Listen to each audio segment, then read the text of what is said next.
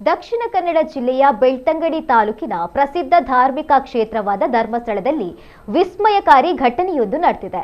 26 ವರ್ಷಗಳ ಹಿಂದೆ 12 ವರ್ಷದ ಬಾಲಕನಾಗಿದ್ದಾಗ ಮನೆ ಬಿಟ್ಟು ನಾಪತ್ತೆಯಾಗಿದ್ದ ವ್ಯಕ್ತಿಯೊಬ್ಬ ಇದೀಗ ಮನೆಗೆ ಮರಳಿರುವ ಘಟನೆ ನಡೆದಿದೆ.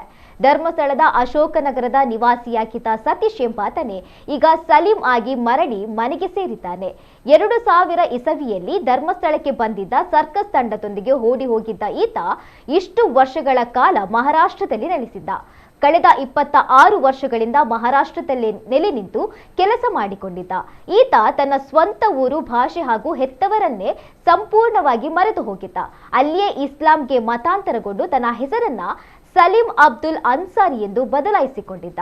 ಅಲ್ಲದೆ ತಾಲೀಮಾ ಎಂಬಾಕೆಯನ್ನ ವಿವಾಹವಾಗಿರುವ ಈತನಿಗೆ ಈಗ ಖುಷಿ ಮತ್ತು ಅಜಂ ಎಂಬ ಇಬ್ಬರು ಮಕ್ಕಳಿದ್ದಾರೆ. ಜೂನ್ 9ರಂದು ಸತೀಶ್ ಅಲಿಯಾಸ್ ಸಲೀಂ ತನ್ನ ಮಹಾರಾಷ್ಟ್ರದ ಸ್ನೇಹಿತರ ತಂಡದೊಂದಿಗೆ ಪ್ರವಾಸಕ್ಕಾಗಿ ಧರ್ಮಸ್ಥಳ ದೇವಸ್ಥಾನಕ್ಕೆ ಬಂದಿದ್ದ. ಈ ವೇಳೆ ಈ ಹಿಂದೆ ಸರ್ಕಸ್ ನಡೀತಾ ಇದ್ದ ಜಾಗಕ್ಕೆ ಬಂದಾಗ ಆತನಿಗೆ ಹಳೆಯ ನೆನಪುಗಳು ಮರುಕಳಿಸಿವೆ. ಇದೇ ನನ್ನ ಸ್ವಂತ ಊರು ಎಂಬ ಸತ್ಯ ಮನವರಿಕೆಯಾಗಿದೆ. ತಮ್ಮಂದಿರ ಹೆಸರುಗಳು ನೆನಪಿದ್ದ ಕಾರಣ ಸ್ಥಳೀಯ ಅಂಗಡಿಯವರ ಬಳಿ ವಿಚಾರಿಸಿ ಕೊನೆಗೂ ತನ್ನ ಹಳೆಯ ಮನೆಯನ್ನ ಹುಡುಕಿಕೊಂಡು ಹೋಗಿದ್ದಾನೆ. ಮನೆಯ ಬಾಗಿಲಿಗೆ ಬಂದು ನಿಂತ ಹಿರಿಯ ಮಗನನ್ನ ಕಂಡು ತಾಯಿಯ ಕಣ್ಣಲ್ಲಿ ಆನಂದ ಬಾಷ್ಪ ಹರಿದಿದೆ. ಮನೆಯವರೆಲ್ಲರೂ ಸೇರಿ ಮಗನನ್ನ ಅತ್ಯಂತ ಸಂತಸದಿಂದ ಬರಮಾಡಿಕೊಂಡಿದ್ದಾರೆ. ಸತೀಶ್ಗೆ ಕೇವಲ ಹಿಂದಿ ಮಾತ್ರ ಬರ್ತಾ ಇದ್ದು, ಇತ್ತ ತಾಯಿಗೆ ಹಿಂದಿ ಗೊತ್ತಿಲ್ಲದ ಕಾರಣ ಇಬ್ಬರ ನಡುವೆ ಭಾಷೆಯ ಸಮಸ್ಯೆ ಎದುರಾಗಿತ್ತು.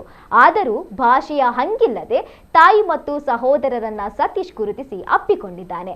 ವರ್ಷಗಳ ಕಾಲ ಮಗನಿಗಾಗಿ ದೇವರಲ್ಲಿ ಹರಕೆ ಹೊತ್ತಿದ್ದ ತಾಯಿಯ ಆಶಯ ಕೊನೆಗೂ ಈಡೇರಿತು. ಕೆಲ ದಿನ ಕುಟುಂಬದೊಂದಿಗೆ ಕಳೆದ ಸತೀಶ್ ಸದ್ಯ ಮಹಾರಾಷ್ಟ್ರಕ್ಕೆ ಮರಳಿದ್ದಾನೆ.